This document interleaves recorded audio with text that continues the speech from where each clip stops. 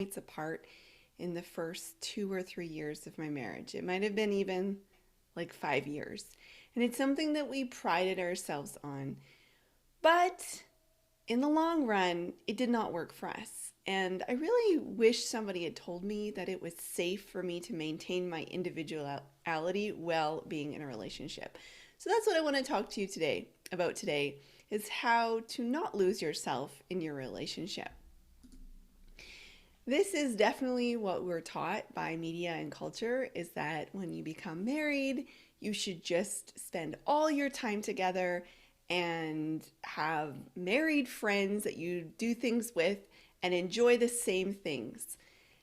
And that's unfortunately, like most things from the media, really harmful for relationships because if we do anything else, we think we have a really crummy marriage or there's something wrong with us or we don't have a good connection or a good vibe. Also, movies rarely go beyond the wedding.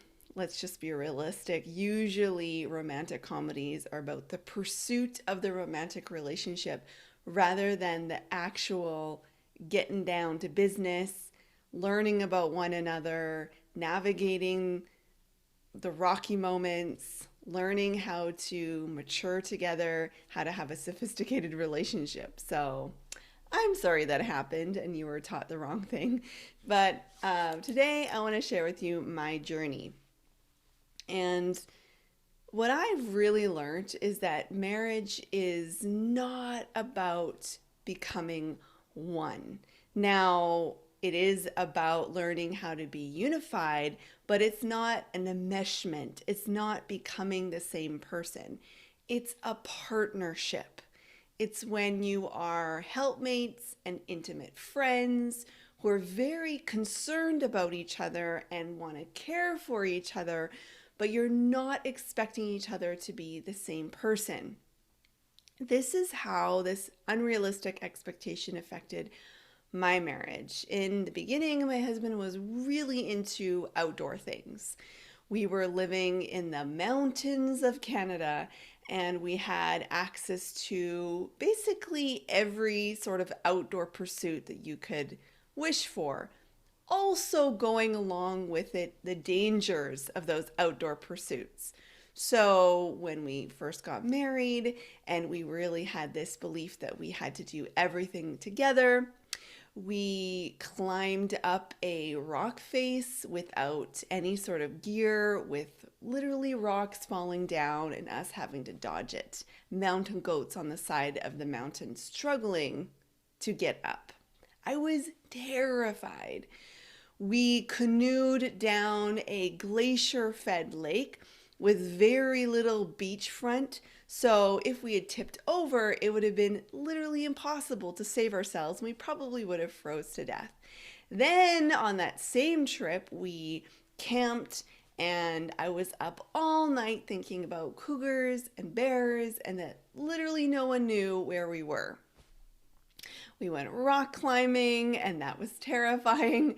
We did just a lot of things that caused me incredible amounts of anxiety.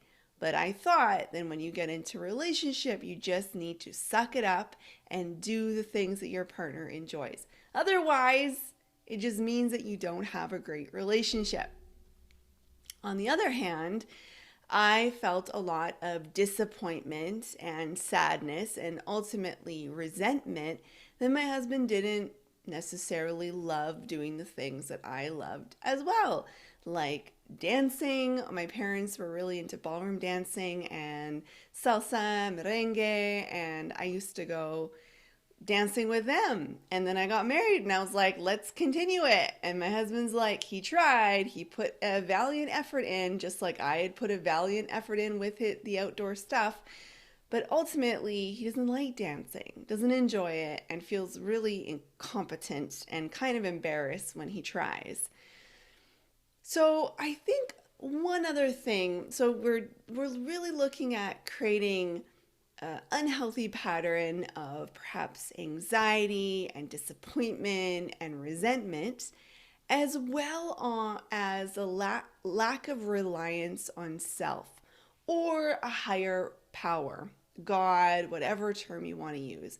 Because if we're looking at our partner to fulfill every single need, every single wish, be there all the time, then we're not relying on ourselves to get us out of maybe disappointing situations or resentment. We're always looking for that our partner to fulfill that need.